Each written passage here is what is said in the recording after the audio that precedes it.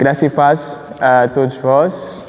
Bom, hoje nós damos continuidade à apresentação deste livro, Introdução à Leitura da Bíblia, que em termos de tamanho parece muito pequeno, mas em termos de conteúdo é super rico. Bom, hoje vamos nos focar no capítulo 9, que tem por título Como Ler a Bíblia com Cegos. Para podermos compreender um pouco mais disso, darei algumas explicações na segunda parte. Até já!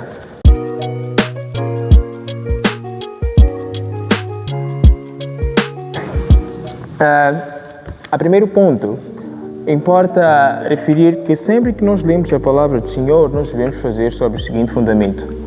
O nosso Deus, sendo trinitário, ou seja, operando em três, nomeadamente, mediante si mesmo, o Senhor Jeová, mediante seu Filho, o Senhor Jesus Cristo, e mediante o nosso grande diretor, o Espírito Santo, Ele permite que nós compreendamos a mensagem da Bíblia através da terceira pessoa da Trindade, que é o Espírito Santo.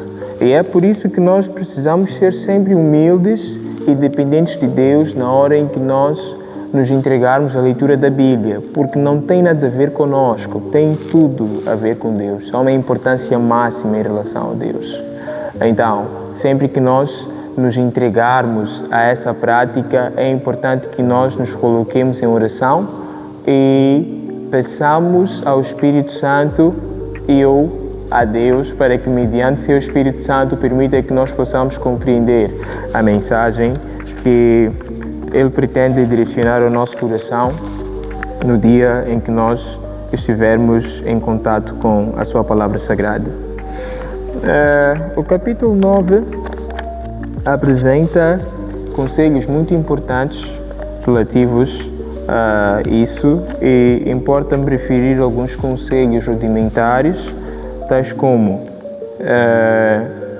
orar sempre antes de ler a Bíblia, tal como havia mencionado, mas também orar sempre depois de ler a Bíblia, porque é sempre importante que nós nos mostremos gratos pelo fato de recebermos esta mensagem, pelo fato de recebermos esta diretriz, ou melhor, estas diretrizes para a vida humana. Eu consigo perceber que na vida humana nós vivemos muitas intempéries e às vezes parece que a vida representa um turbilhão, parece que está tudo desorganizado e coisa do tipo, mas quando nós encontramos a Bíblia Sagrada, parece que em certa medida conseguimos meio que um guia ou uma nova perspectiva em relação à observação da vida. Então, eu acho que é de veras importante buscar se mostrar sempre grato quanto a este tesouro tão precioso que Deus nos oferece. A segundo ponto, este livro apresenta a preferência pelo Novo Testamento em relação a recém-convertidos. Preferência pelo Novo Testamento por quê? Porque o Novo Testamento apresenta ao Senhor Jesus de maneira super clara e permite que as pessoas possam compreender a Bíblia numa perspectiva talvez um pouco mais simples. O que é que eu quero dizer com isso? O Novo Testamento mostra-se muito mais tangente à atualidade num primeiro contato, ou talvez numa primeira experiência com a Bíblia Sagrada.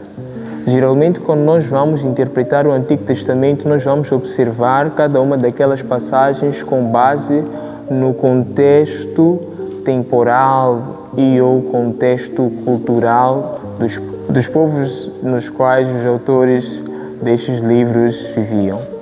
Então, é exatamente com base nisso que este livro acaba apresentando a importância de começar sempre pelo Novo Testamento. Torna-se muito mais simples de entender não nos enredamos com tanta facilidade e a vida torna-se um pouco mais simples para nós. Apresento um conselho também em relação à compreensão de versículos bíblicos. É de veras notável que muita gente, e muitas vezes, pega alguns versículos bíblicos de maneira de veras separada, busca interpretar aquilo fora do contexto original. E isso às vezes acaba sendo perigoso, porque pode levar as pessoas a criar, em certa medida, algumas seitas e heresias.